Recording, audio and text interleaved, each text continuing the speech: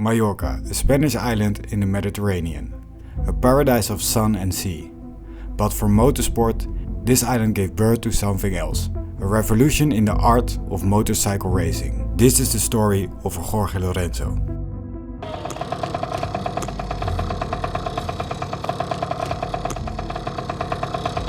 Hola, soy yo Lorenzo, tengo 13 años y quiero ser campeón del mundo. May 4, 1987. In Palma de Mallorca's General Hospital, teacher Lorenzo welcomed his son Jorge into the world. Little did he know, he had just become father to a future maestro of MotoGP. The relationship between father and son was unique from the start. Chicho, a former mechanic and passionate racing enthusiast, had a vision for his boy that went beyond normal parenting. At just 3 years old, Jorge received his first motorcycle, a customized mini bike built by his father's own hands. What followed was no ordinary childhood. Dawn training sessions before school, evening practice until darkness fell. Chicho's methods were controversial, but they were forging something extraordinary. By age 6, Jorge was already learning racing lines. Not just riding, but understanding the physics of motorcycle racing, the geometry of the perfect corner and the mathematics of speed. 1997 marked his first major triumph. Balearic champion at just 10 years old. But Spain's strict age limits posed a problem. Too young to race in his homeland. Father and son made a decision that would alter their lives forever. They left everything behind. Home, family, security. Living in a motorhome across Europe.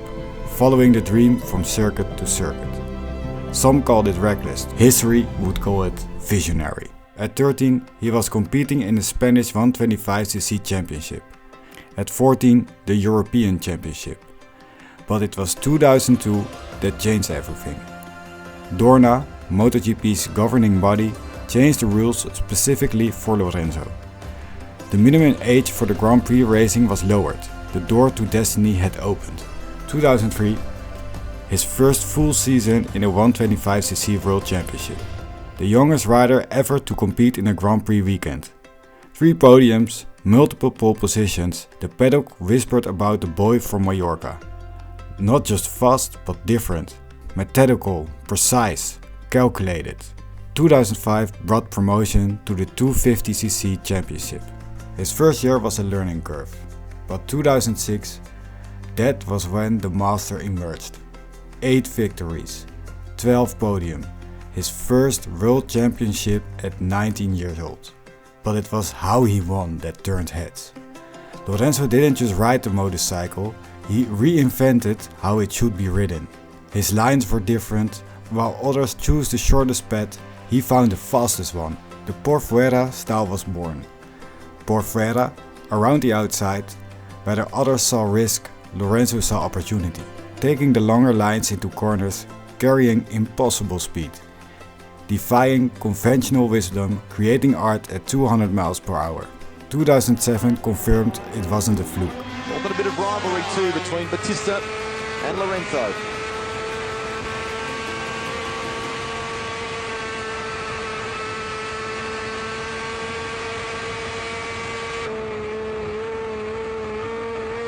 You rode with him as Jorge Lorenzo took the race lead. Bautista has to get upright. A touch between Dovizioso and Lorenzo.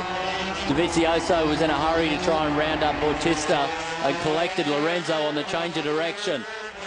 The battle's on. Another 250cc title, 9 wins, 12 podiums. The apprentice had become the master. MotoGP couldn't wait any longer. Yamaha signed him alongside Valentino Rossi.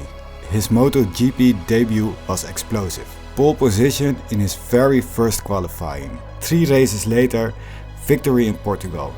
The rookie who rode like a veteran, but success came with a price. 2008 brought spectacular crashes. China, Barcelona, Le Mans. Each time he got up, each time he learned, each time he came back stronger. The crashes didn't break him, they built him. 2009 showed his evolution. No longer just fast, but consistent. 4 victories, 12 podiums, learning from Rossi, but developing his own style. Not only Lorenzo had a dream to race, we did too. Joe's never driven a supermoto before. This is why we tried all low budget classes in the past few years. And we made epic memories. Racing is not only for the rich, but also for you. That's why we made a complete guide for you on how to start racing on a low budget. If you want to have the ebook, check the link in the description and use the code FTB20 for 20% discount on your purchase. And now, back to Lorenzo. 2010, the masterpiece season. 9 victories, 16 podiums, his first MotoGP World Championship. Not through luck or circumstances, through perfection. Every lap a carbon copy of the last. Jorge Lorenzo takes the 2010 MotoGP World Championship. The 23-year-old from Mallorca wins the title. Game over. Certainly is. His telemetry traces become legendary. Lap after lap identical to the millisecond. Corner entry, apex, exit, perfect every time. Engineers couldn't believe the data.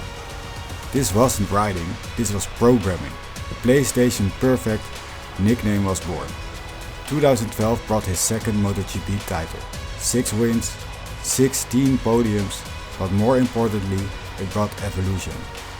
The Lorenzo corner, a technique so perfect, other riders couldn't only marvel and try to copy. The battles with Marquez began. Youth versus precision, chaos versus control. Lorenzo didn't just fight, he adapted, evolved and perfected. Even in defeat, he was magnificent. 2015, his masterpiece. 7 wins, 15 podiums.